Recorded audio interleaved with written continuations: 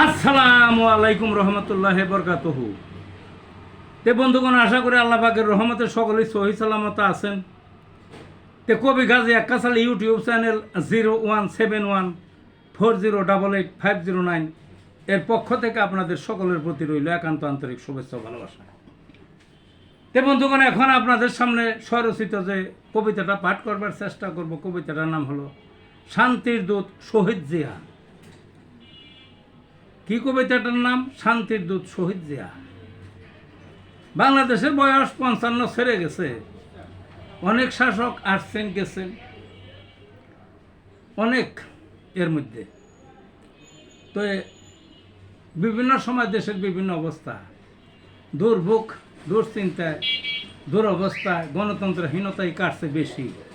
অন্য দেশের আধিপত্য, প্রাধান্য বিস্তার, অনেক কিছুই করছে।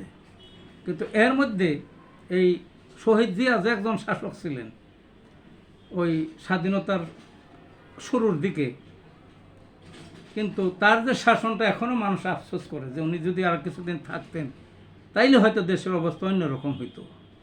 বুঝলেন না? জিয়ার আগের যে ভয়ানক অবস্থা ছিল দেশে, ভয়ঙ্কর অবস্থা, যারা চোখে দেখছে তারাই জানে।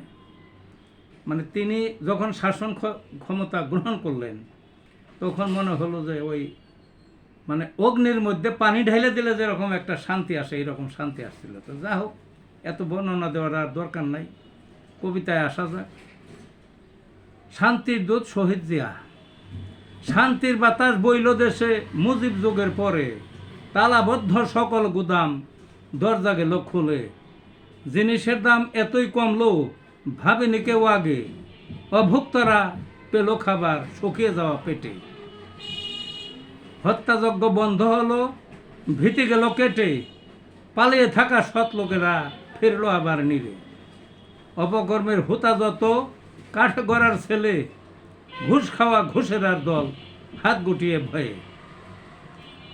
গণতন্ত্র কায়েম করলেন সকল দলকে ডেকে, নিজস্ব এক রাষ্ট্রনীতি পাশের দেশকে রেখে।